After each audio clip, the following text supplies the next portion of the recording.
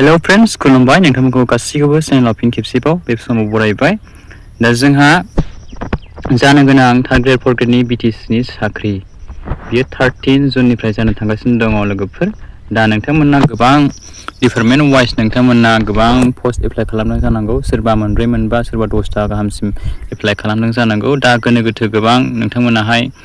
जानो हागौ मानो होनोब्ला जोंहा एग्जाम डेट एन्ड टाइमाहाय मोनसे एखे सेम टाइमावनो बिनिफ्राय नोंथांमोननि प्लेस जायनाखि जायगा एग्जामनि सेन्टार बियो बेलेग बेलेग सोरनाबा सेम दा नोंथांमोना माबोरैहाय एग्जामखौ हैगोन नोंथांमोना सासे मानसियानो माबोरैहाय सानसेयावनो मोननै मोनथाम जायगायावहाय माबोरैहाय प्रेजेन्ट जानो हागोन दा बेनि सायावनो CSB निफ्राय अफिसियेलि प्रेस मिट कनफारेन्स खालामनानै बिथांमोनाहाय अफिसियेल नटिस फोसावदों दा माने नोंथांमोनाहाय जायखिजाया एग्जाम सेन्टारावनो नोंथांमोना थांनानै हैनो हागोन जाहैबाय एग्जामखौहाय बिनिफ्राय नोंथांमोनाहाय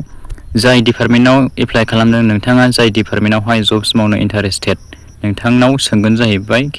एग्जाम जेब्ला जायो अब्ला बिनिफ्राय नोंथाङा बिनि सायावहाय नोंथाङा जाय डिपार्टमेन्टआवहाय नोंथांमोना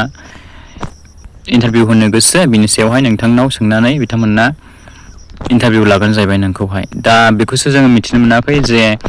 काटअफआहाय बेलेग बेलेग फैगोन ना मोनसे काटअफजोंनो लागोन मानो होनोब्ला जोंहा थार्ड ग्रेड फोर्थ ग्रेड जोंहा क्लास 8 पासनिफ्राय ग्रेजुवेट पाससिमाहाय जोंहा कम्बाइन एग्जाम जागोन नालाय दा बेनिखायनो नोंथांमोनाहाय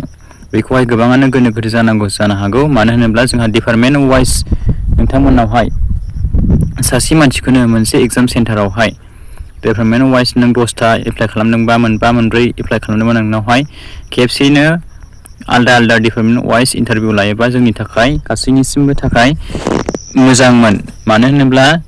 जोंहा गोबां अनलाइन एप्लाइ खालामनाय समावहाय नोंथांमोना डिपार्टमेन्ट वाइज एप्लाइ खालामनानै गोबां एप्लिकेसन फिस होनांदों दा नोंथांमोननि एप्लिकेसन फिसआ ओरैनो बेकाराव दैयाव थांगोन नामा दा बे कुइसना नोंथांमोननियावहाय सिखारदों जानो हागौ दा बिथांमोना बेखौ अफिसियेलि बुङाखै मानो होनोब्ला दा नोंथांमोनाथ' एसेब्लाबो गोनो गोथो मिन्थिखासिगौ जानो हागौ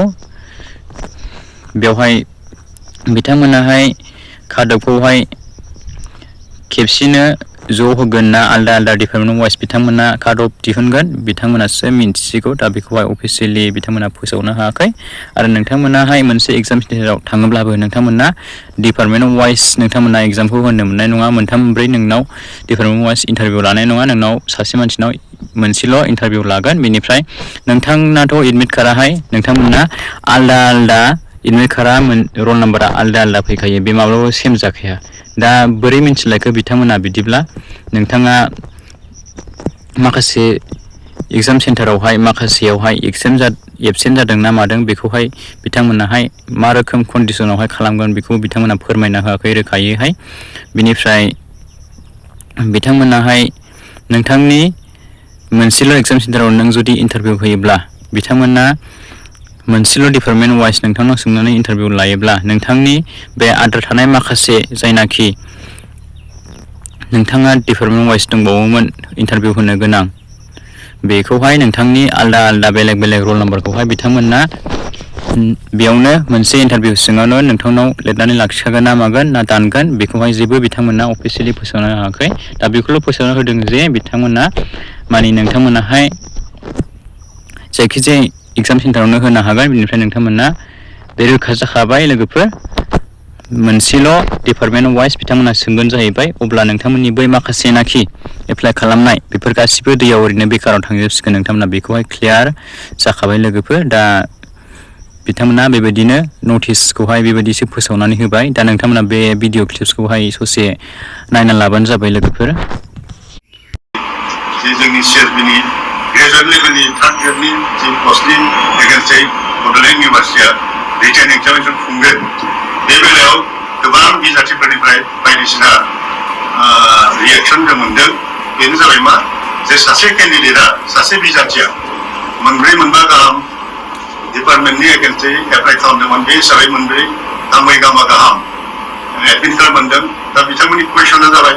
जों बबे मोनसे सेन्टाराव जिरायगोन जे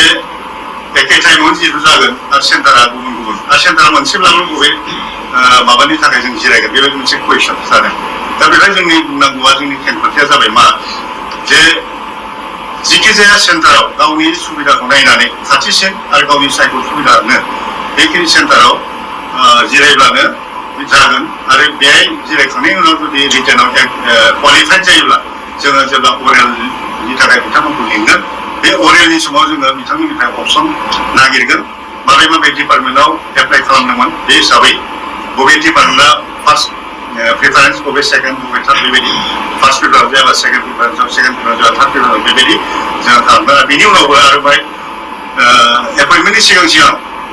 आरो डकुमेन्ट भेरिफिकेसन जागोन बे डकुमेन्ट भेरिफिकेसनाव जोङो बे अपसनखौ आरो नागिरहरनो हागोन बे हिसाबै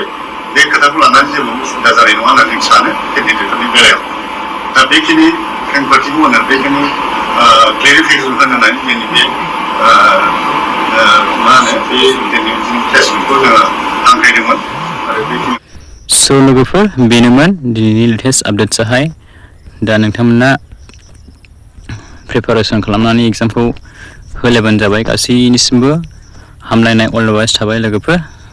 नेक्स्ट भिडिअ लोगो मोनगोन नोंथांमोना बे भिडिअखौ गासैनोबो शेयार खालामना होदो जाहाथे बयबो मिन्थियो स' thank you for watching see you again bye bye and take care